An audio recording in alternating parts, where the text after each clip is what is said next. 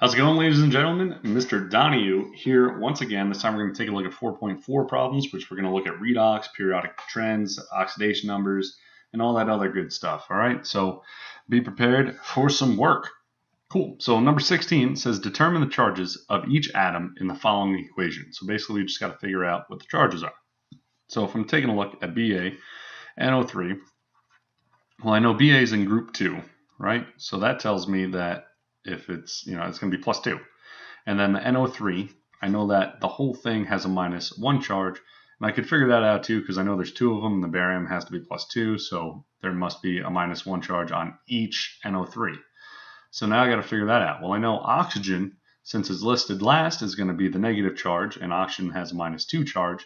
And if there's 3 of them, well, then think about this. I got to add the charge of nitrogen plus 3 times the charge of oxygen, and that has to equal a -1 charge overall because of that -1 charge right there. So I know that each oxygen is -2, so it's really 3 times -2. It has to equal -1, and nitrogen makes that difference. So it's going to be nitrogen plus -6 has to equal -1, so nitrogen has to be plus 5, right? So nitrogen is plus 5. I'm going to erase all this and get it out of the way.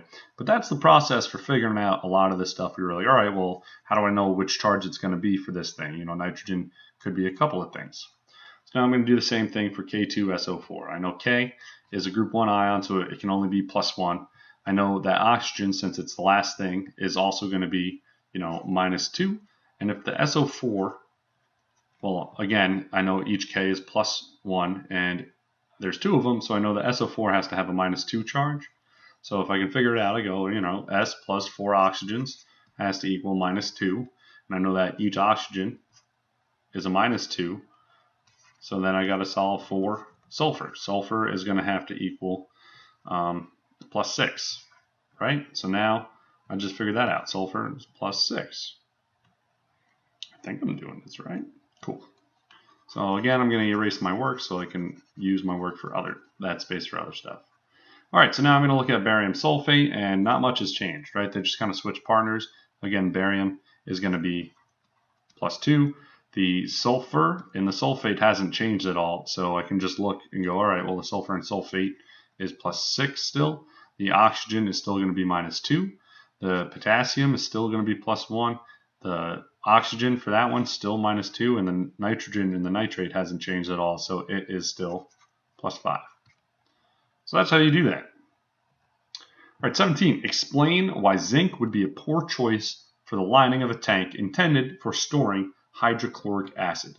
So the problem with that is, well, hydrochloric acid is going to break up into the H+ ion, and if I have zinc with a neutral charge, well, they might have a reaction. So we got to look, well, which one of these is more active? So I can look at, the New York State reference tables, table J, as a reference. You can look at anything that's listing the metal activities. You can even look at the half potentials for the oxidation, potentials. But let's look at this one. I find hydrogen, which is towards the bottom here, and I find zinc, which is up here. So that tells me that zinc is more active. So being more active, it wants to be oxidized more. It wants to be oxidized. So what happens when H+ and zinc come in contact with each other? They go, hey, zinc's like, wait a minute, what are you doing oxidized? It's all like, grr, what are you doing oxidized? And hydrogen's like, relax, man, like, it's not a big deal. And then zinc's like, yeah, it is, I want to be oxidized. So it sends its electrons over to hydrogens, and you get a reaction, right? You get a reaction that's going to make hydrogen gas and zinc ions. Well, what happens to those ions? Well, then they dissolve into solution, and the tank itself is going to corrode. So, zinc would react with the acid, and the tank would corrode.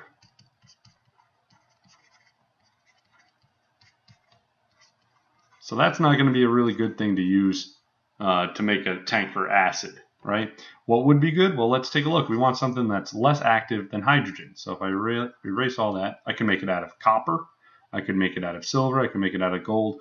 These metals would not react with the acid. So if you're building a tank for an acid, you probably want to use that if you are going to use a metal. 18. In which example does sulfur have the highest oxidation number? So again, this one's determining oxidation numbers, and it's something you need to get fluid with. So if it's by itself, if it's sulfur and it's only sulfur and it's by itself, its charge is 0. When it's listed as the second thing, it is going to be a negative charge. And if we figure it out, we go, all right, hydrogen's first, hydrogen's going to be +1, there's 2 of them, that sulfur has to be -2. So sulfur is -2 in this one. All right, if sulfur is listed first, it's going to be a positive charge, and we look at the rest of it to figure out what it is. Well, each oxygen's -2, so that tells me that I have a -4 from those oxygens, and I have some charge for sulfur, and together they have to equal 0 because there is no charge given for SO2. So sulfur here is going to be equal to +4, because overall it's neutral. It's SO2 with no charge, not an ion, so charges need to be balanced. All right, so here I have H2SO3.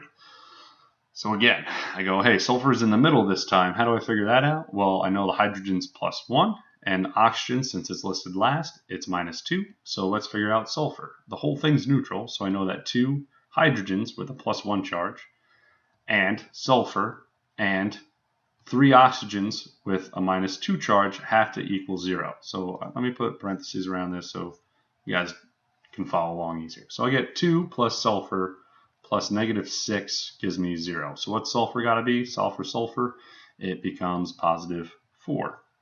So I know that sulfur here is +4. Now let me make room again and erase all my work. All right, so what about the sulfur in K2SO4? Again, I'm going to have to go, hey, I know that 2 Ks plus sulfur plus 4 oxygens equals 0. So now I go, all right, well, K, since it's listed first, it's group 1, its charge is going to be +1 plus whatever sulfur is plus 4 oxygen. So 4 times whatever the charge of oxygen is, it's listed last, it's got to be -2. So 4 times -2, and all that has to equal 0. So I can now solve for sulfur, and I get sulfur to be +6. Yeah, +6. So which one of these has the highest oxidation number for sulfur? K2SO4. 19 says cobalt ions will cause which of the following metals to undergo oxidation? So we start with cobalt ions. So we have CO +2, and the question is, well, what will this react with? So let me find cobalt on my activity series. I found it right here. So cobalt, its activity is right there. Well, let's see what happens when we react it or mix it with tin. So I'm looking for SN. So I found SN. Tin's less active, which tells me that cobalt wants to be oxidized more than tin, and it already is, so you're not going to get a reaction. No reaction there, because the thing that is more active is already oxidized. So let me take a look at silver. Silver, same story, less active than cobalt, which tells me when cobalt and silver interact, cobalt's going to be like, I want to be oxidized, and silver's going to be like, you already are. So no reaction there. Nickel, which is Ni, I'm going to look for Ni somewhere. Where is it? There it is. It's still right under cobalt, so it's less active, which means it won't react with cobalt. Iron, I found iron right there, and it's more active than cobalt. So iron wants to be oxidized more than cobalt, which means if that cobalt ion interacts with an iron, then you will get a reaction. And then last one, copper. So copper, again, is less active. No reaction. And you can also think about this, like if you think about jewelry or things that get like coated in another metal, you usually see, tin roofs aren't, tin's not very active. They can use it for roofing material. It won't really go and corrode away very quickly. Silver, things that are silver don't really rust. Nickel, we have coins made out of nickel because it's not very active. And copper, copper isn't very active. You can coat things in copper and they won't rust. So yeah, all right, 20. It says, of the following compounds, which has the atom with the highest oxidation number? So it's more practice determining oxidation number. So let's take a look at choice A. I have calcium, which is a group 2 metal, so I know that it's going to be +2 when it's in a compound. And then I have the NO2 ion, and there's 2 of them, so I know that NO2 has a -1 charge. So if I'm trying to figure out the charges, well, I know oxygen's going to be -2 because it's the last thing listed there. It's group 16, so it's going to get a -2 charge. So to figure out nitrogen, I got to go, well, I know the charge of nitrogen plus 2 of the charges from oxygen has to equal -1. So I know nitrogen plus 2 times -2 has to equal -1 because there's 2 oxygens. So I go, all right, well, nitrogen is going to have to be plus 3 then. So I know that nitrogen is plus 3. So that's how you figure that stuff out. Let me erase my work to free up some room. All right, so next one says NaCl. Pretty straightforward. Na is a group 1 metal, so I know that Na is going to be plus 1. Chlorine is a group 17, so it's going to be a minus 1, which makes sense because overall the whole charge has to be 0, so plus 1 and minus 1 equals 0. All right, aluminum and phosphate. Well, aluminum as a metal, I know it is going to be plus 3. And then I go, all right, well, that must mean that the PO4 must have a minus 3 charge overall. So let me figure it out. Well, I know oxygen is going to be minus 2. So it's really going to be phosphorus plus 4 times the minus 2 has to equal minus 3. So the phosphorus is going to have to equal negative 8. I'm sorry. Phosphorus plus negative 8 equals negative 3. Phosphorus equals a positive 5. So let me write that stuff out, right? So phosphorus plus 5 and oxygen is minus 2. All right, next one. I got MgSO3. So magnesium is a group 2 metal, which tells me that the magnesium is going to be a plus 2 charge, which tells me that overall the SO3 has a minus 2 charge, which means that sulfur plus 3 oxygens has to equal minus 2. I know that each oxygen is minus 2, so it's going to be sulfur plus 3 times negative 2 has to equal negative 2, so sulfur must equal positive 4. So there I go. I got sulfur is plus 4 and oxygen is minus 2. And the last one, NH4Br. So for that one, the whole thing, again, is still neutral. So I got to have all the charges add up to equal 0. No, hydrogen's plus 1, bromine's minus 1, so I have nitrogen plus 4 times positive 1 from the hydrogens plus a negative 1 from the bromine has to equal 0. So nitrogen is going to equal nitrogen plus 4 plus a negative 1 has to equal 0. Then nitrogen must equal a minus 3. So I get nitrogen minus 3, hydrogen plus 1, and bromine minus 1.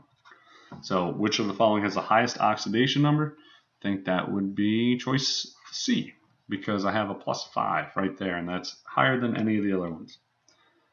21 says, based on the activity series, will the following reaction occur? Explain. So let's see what we got going on. I have silver with nitrate and lead giving me a silver solid plus lead with the nitrate. So I'm looking really at the metals because that's what could change. I'm looking at silver, which is way down here, and lead, which is right there as well. So lead is more active and silver is less active. So will this reaction occur? Well, let's see. I started with Ag plus and lead 0, and then I ended up with Ag0 and lead plus 2.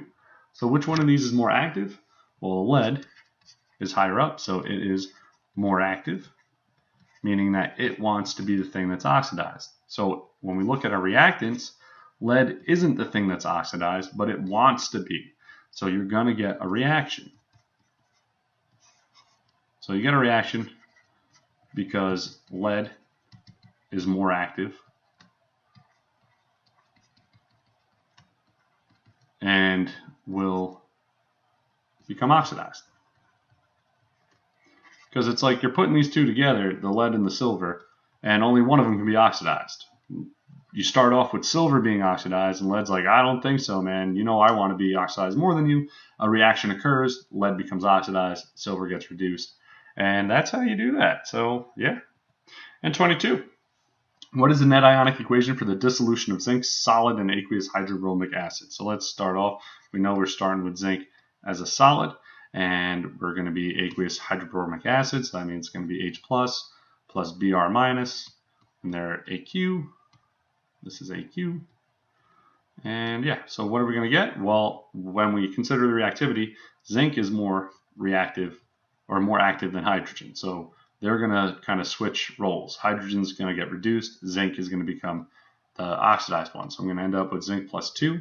And what happens to hydrogen when it gets reduced? It doesn't become just H0 because it's one of those Brinkelhoffs. So I'm going to get H2 as a gas.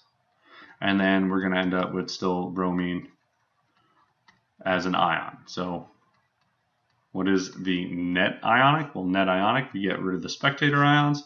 The bromides cancel out, so it's really just going, all right, I got Zn0 as a solid reacting with H+, which is going to be aqueous, giving me Zn plus 2 and an H2 gas molecule. And to balance the hydrogens, I need to make sure that I had 2 H pluses. So everything's balanced now, and that is my net ionic equation right now.